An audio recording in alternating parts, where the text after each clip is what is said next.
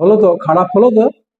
অনেক দিন ধরে তোকে কিন্তু আমি বলছিলাম যে এরকম ভাবে কিন্তু ফোনে চার্জ দিস না, দিস না, দিস না। পই পই করে বলে দিয়েছিলাম। এখন নে, ফোন খারাপ হয়ে গেল, কি করবি এবারে? দরকারি ফোন। ঠিক এরকম ভুল আপনি করছেন না তো?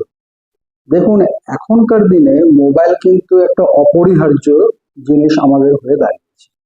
আপনি বিনা মোবাইলে কোনো দিন শুরু করতে পারবেন বা কাজ করবার কথা চিন্তা করতে পারবেন? নমস্কার বন্ধুরা। আজকে ডায়েরি অফ কমন ম্যানের পাতায় বিষয়বস্তু হচ্ছে গিয়ে ফোন চার্জ দিতে গিয়ে আমরা ফোন খারাপ করে দিচ্ছি না তো, ঠিক মতো চার্জ দিচ্ছি তো।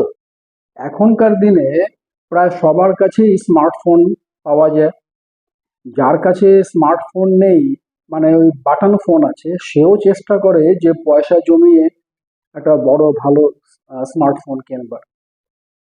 কিন্তু কথা হচ্ছে যে বেশিরভাগ ক্ষেত্রেই দেখা যায় যে সেই স্মার্টফোনটাকে কিন্তু সে ঠিক মতো যত্ন নিয়ে রাখতে পারছে না। প্রথম যে জিনিসটা খেয়াল করা যায় সেটা হচ্ছে গিয়ে চার্জিং এর ব্যাপার। দেখুন, মোবাইল চার্জ দেবার সময় কতগুলো জিনিস কিন্তু আপনাকে খেয়াল রাখতেই হবে। এক নম্বর হচ্ছে আপনি যে চার্জার ব্যবহার করছেন সেই চার্জারটা সঠিক কিনা, এবং চার্জারের যে ইউএসবি কেবল আছে সেটাও ঠিক মতো আছে কিনা।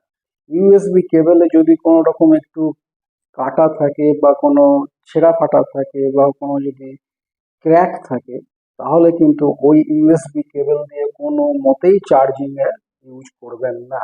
আমার কাছে এই একটা ইউএসবি কেবল রয়েছে। এটা ইউজ করতে করতে এই যে সামান্য এই যে সামনের দিকে এই অংশটা একটুখানি, এই ওপরের যে সাদা পার্টটা রয়েছে এটা একটুখানি কেটে গেছে। মানে অন্যান্যরা কি করে, এই পার্টটাকে আর কি ওই অবস্থাতে রেখেই আর কি সে চার্জ দেয়। কিন্তু আমি কি করলাম, বাজারে টেফলন টেপ পাওয়া যায়।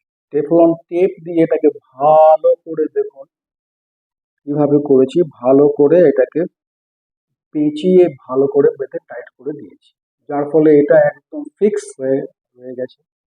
2 নম্বর, আপনার যে মেন যে চার্জারটা, সেটাতে বিআইএস স্ট্যান্ডার্ড মার্ক আছে কিনা, আইএসআই মার্ক আছে কিনা। যদি না থাকে তাহলে ওই মার্কিং ছাড়া কোনো চার্জার আপনি ইউজ করবেন না, না করলেই ভালো।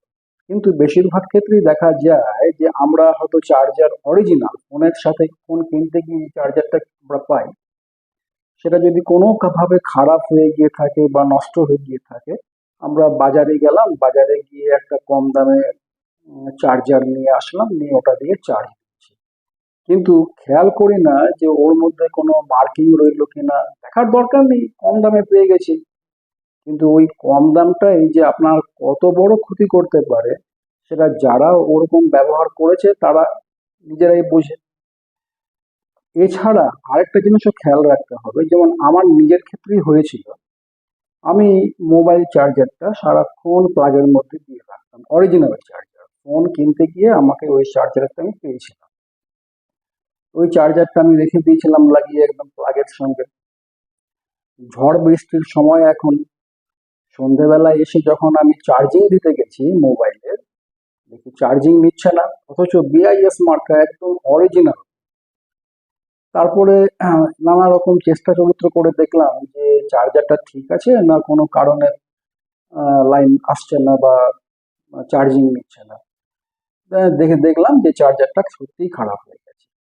এই যে এটা আমার অরিজিনাল চার্জার ছিল, এটাই খারাপ হয়ে গেল। আমি একটা অন্য সেম অরিজিনাল আবার একটা চার্জার কিনে নিলাম, বাজারে এরকম পাওয়া যায় কিনতে। এটার দাম পড়লো প্রায় 2000 টাকা। কিন্তু আমার যে জিনিসটা, অর্থাৎ আমার মোবাইলটা তো আমার সুরক্ষিত থাকবে।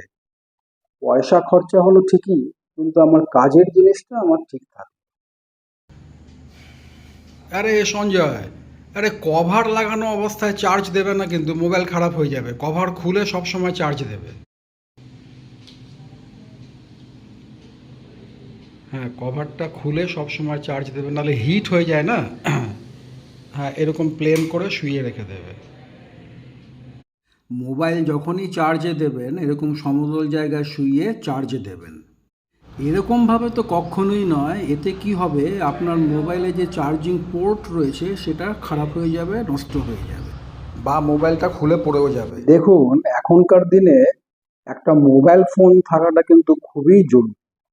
একটা ফোন ছাড়া আপনি কিন্তু এক পাও আজকালকার দিনে চিন্তা ভাবনা করতে পারবেন না, কোনো কাজই করতে পারবেন না। আর আমাদের মতো মধ্যবিত্তরা অনেক চিন্তা ভাবনা করে, অনেক খোঁজ খবর নিয়ে, পয়সা জমিয়ে একটা মোবাইল, ভালো মোবাইল একটা কিনি।